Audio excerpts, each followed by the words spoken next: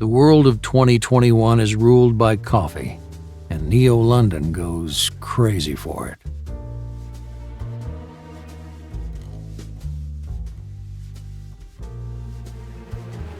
They say that in this job only two cases matter, the one that breaks you and the one that makes you a real cop.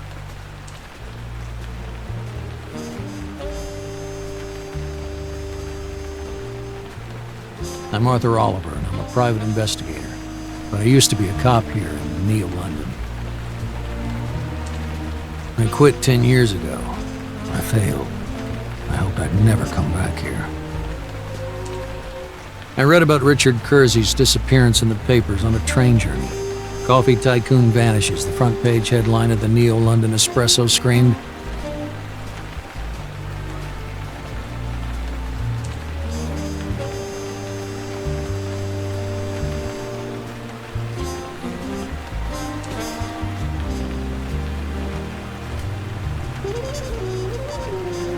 For many, Kersey was a wealthy celebrity buffoon, pure envy. They lost contracts and profits to him. They even lost their reputations as he dragged competitors through the courts. Me, I lost a lot more to him. Catherine, my beloved, and his wife. 10 years ago, Richard was involved in a spot of bother. He had a debt. Unfortunately for him, it was Kath who received the demands for payment. Kersey happened to be abroad at the time, totally out of reach. She got scared and tried sorting it out herself. In cash. She asked me for help. I couldn't do it in my official capacity, but I took my gun and set up a sting. It ended tragically.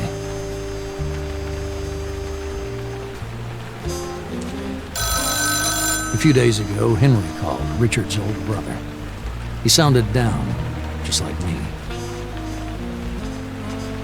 Okay, I know all about it, Arthur. You quit the force, you're still tormented by Kath's murder.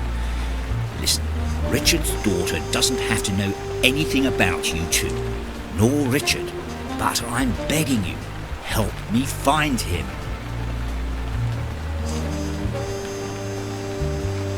I'll give you a flat to live in, some cash, and a cover story that you're a salesman. Just come, please. So I'm in Neo-London again. The business with Catherine broke me. So maybe the case with Richard will be the one to make me a real cop again.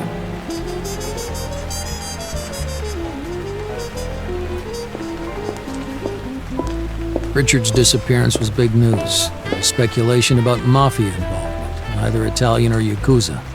I think there might be something in that.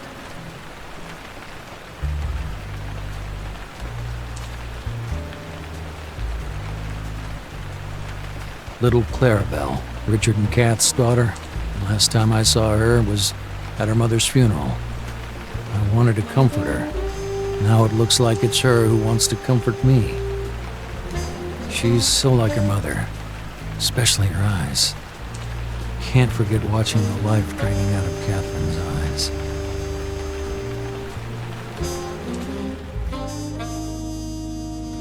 On the way to the hotel, Clarabelle told me her father might have been kidnapped by an angry competitor. It's a possibility. Kersey did all sorts of weird deals with even weirder people. Maybe one of them had enough of Richard's caprices.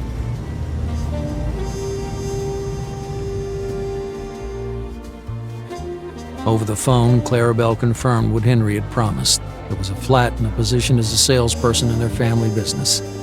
That was to make investigating easier.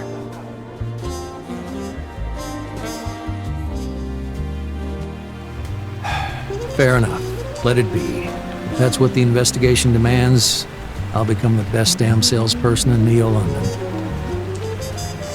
I'll help Clarabelle with her business. I'll find Richard. I'll find your killer, Kath. I won't let you down twice. Promise.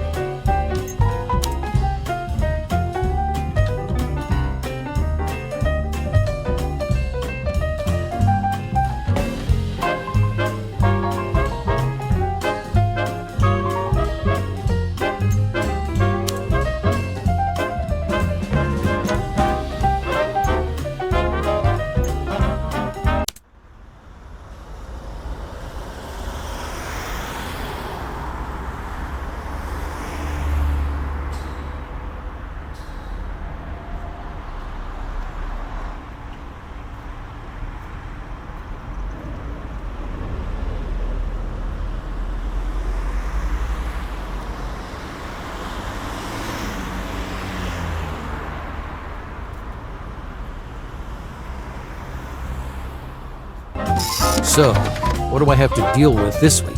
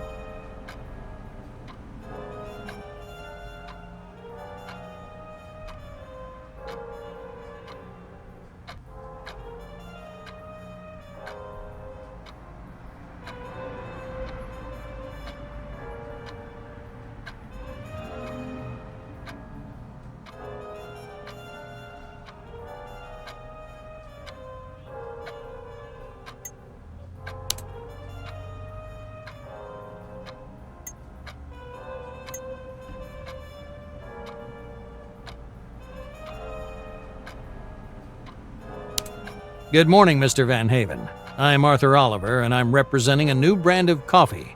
We're called... Thank you. Can I just say, I think we can help each other, but all in good time. I'm here about the excellent range of Foxy Hills coffees. Is that your work? In a word, yes. I buy coffee that I like myself, and it provides me with the cigars which I also like. An ideal arrangement, wouldn't you say? I would agree. If your premium range included our classic strong black coffee, espresso standard. At the right price, of course. After all, we wouldn't want you to go without good cigars. You've got me there. Cigars are my weakness, but it stays in the office. My wife, she doesn't like the smell. But let's get back to the coffee. I interrupted you. Please, go on.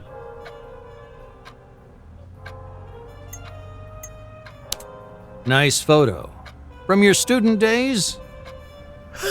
Yes. Being young is wonderful when the world is your oyster. You speak as if it's over. What? You mean I don't look like it? You are a card, Mr. Oliver. Well, I do try to move a bit so as to not become totally desk-bound. It shows. And the man next to you, isn't that Richard Kersey? The very same. He was my best friend at university and since. And these are our charming wives. Actually, our fiancés then. Catherine Seeger and Amanda Okote. You look a close bunch. We were, then, but life writes strange scenarios. The best of friends can fall out over the silliest things, and other people are worth forgetting. Yeah, I guess you're right. I keep the picture to remember the good times. Let's return to the here and now. Mr. Oliver, things are looking up.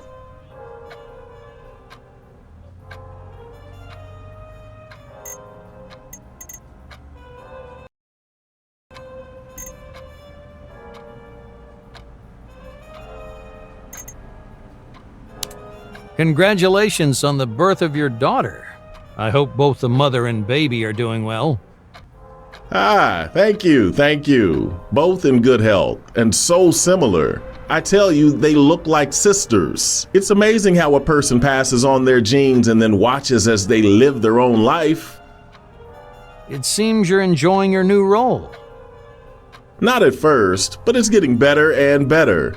Despite my super condition, I'm not as young as I was, and the little one demands so much attention, just like our business. Let's get down to it, shall we?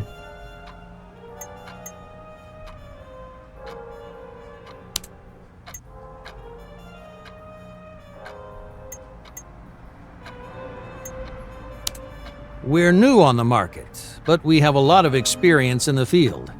We have a unique variety of coffee, trusted suppliers, and top-quality equipment. We offer excellent quality at a good price.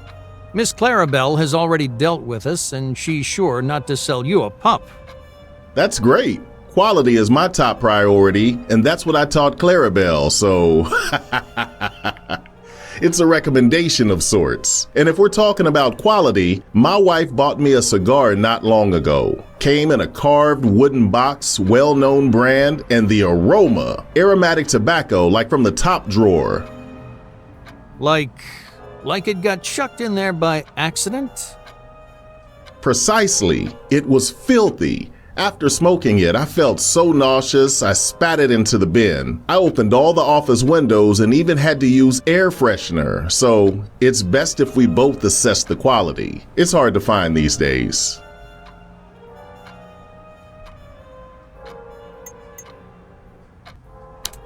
I used to be interested in the effect of different cultures on negotiations. In Japan, there is a need for distance. Don't even dare to look someone in the eye. It's even harder with the Swedes. They're so serious. Oh, this is a good one. Do you know the difference between an introvert Finn and an extrovert one? I really have no idea. The first, throughout the whole conversation, looks at his shoes. The second looks at yours. It's a good one, isn't it?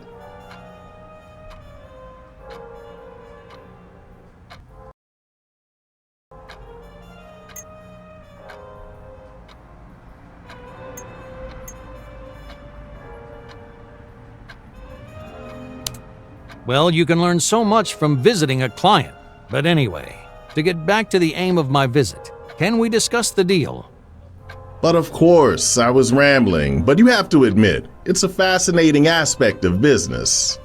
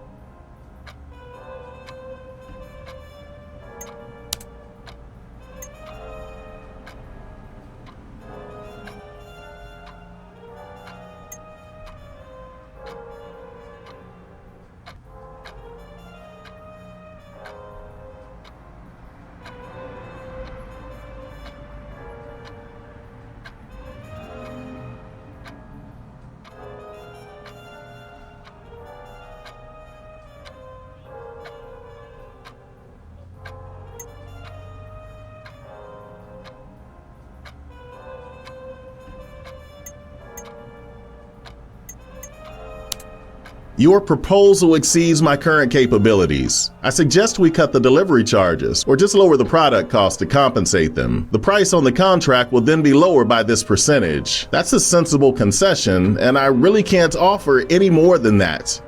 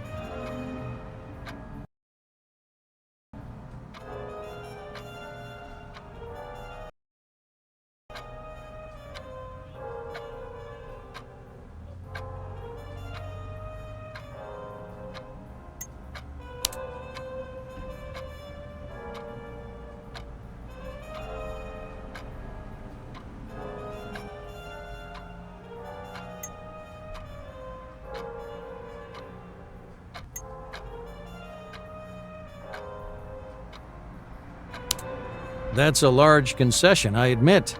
I'm a bit new to this. I'm only starting out in business, so your understanding is really valuable to me. Is it normal to ask for such large concessions?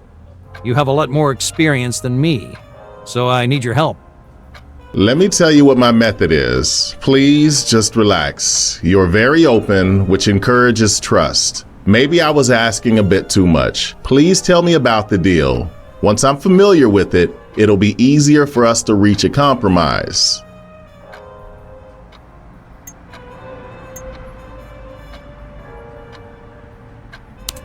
Not to mince any words, advice like that shows a true businessman. Thank you very much. If we can turn to the product, it's an excellent coffee, ground to your specifications with every care taken to retain the aroma, and we're offering an exceptional price to our first partners. For similar quality, you'll pay much more anywhere else. Do you think so? The price seems high to me. Would you consider half the initial discount?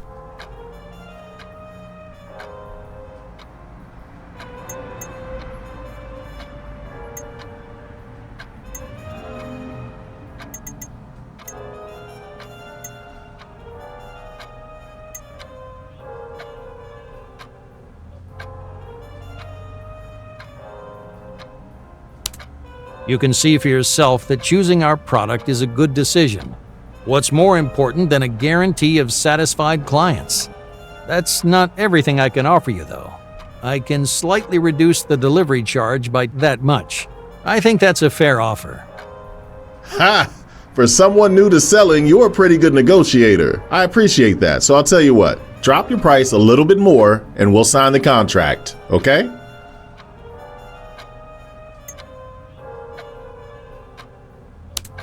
In that case, I can add a little more.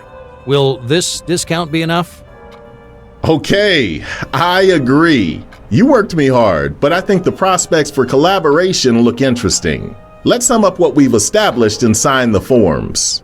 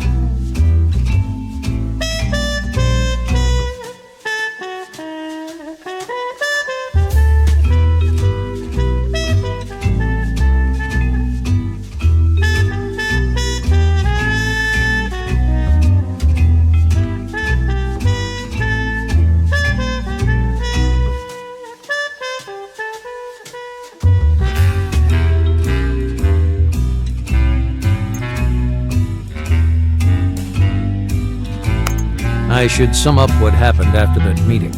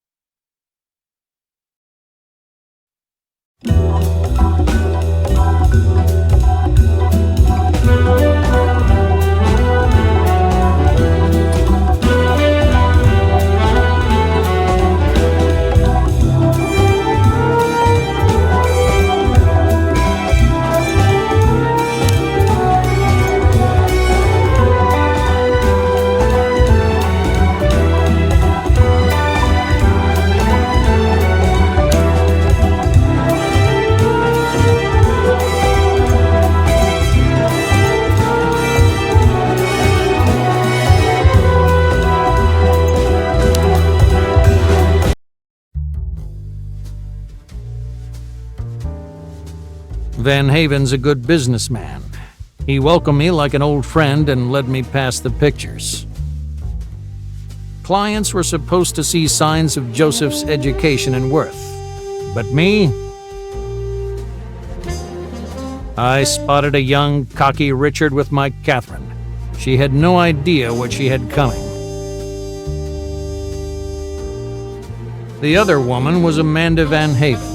It must have been through their being two young married couples at the same time that Richard and Joseph became such close buddies. Joseph watched as I examined the photos. He smiled, apparently at the memories. He'd played this scene out hundreds of times. He told the story of what a close bunch they were, until the girls fell out over a trifle. What trifle? It's not even worth mentioning, nor anyone else, he added. Was he talking about the third woman in the picture?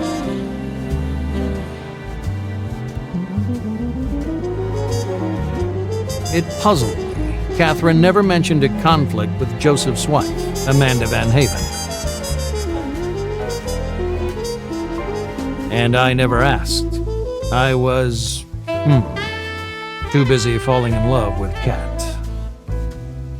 What trifle broke their long-term friendship? I wanted to ask after the negotiations.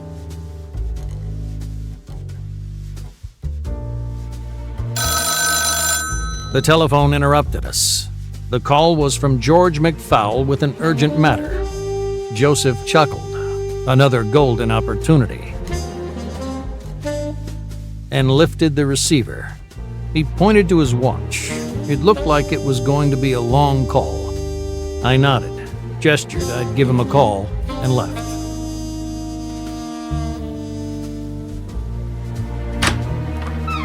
It wasn't a good meeting. Van Haven kept talking right over me. On purpose? Or was he taking pity on me? Am I really that bad a salesperson? Regardless, he didn't tell me anything new about Richard's disappearance.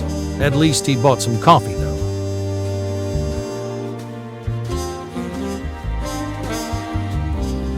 One more thing was still troubling me. That missing painting from the Kersey's living room. Did its disappearance have anything to do with the case? And why did Richard take it to Joseph?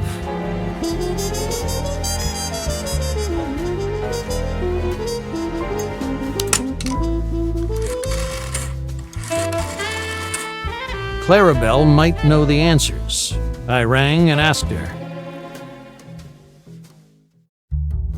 She thought the painting was a memento from the founder of the family, Shallard Kersey, 18th century. Why did it get sent to Joseph? She didn't know.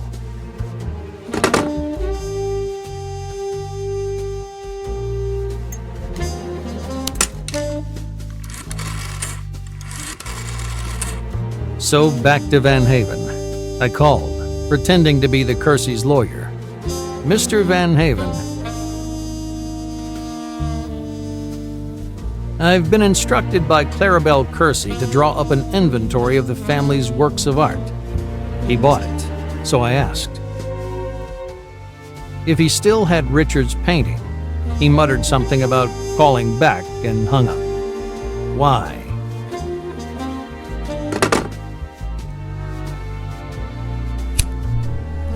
Joseph's reaction suggested the painting was a good lead. I need to check it out discreetly.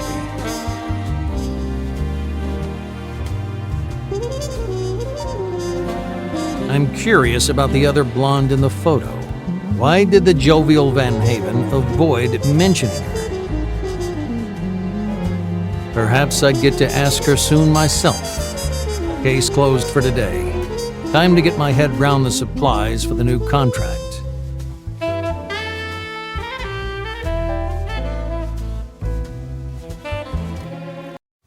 Need to check the investigation board.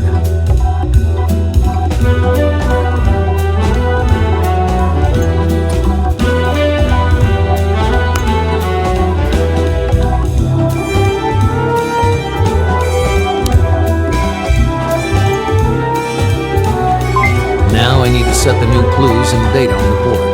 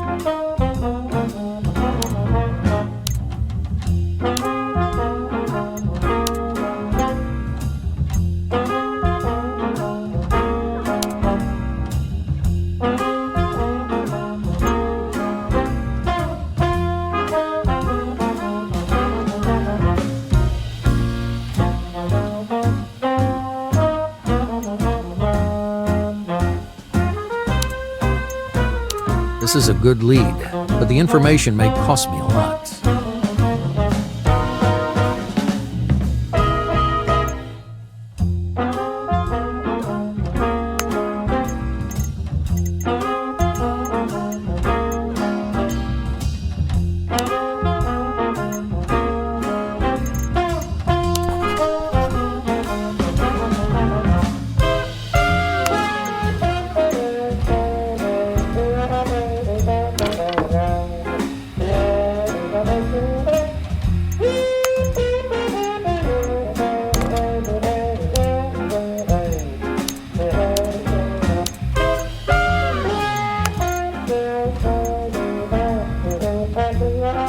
Now I need to set the new clues and data on the board.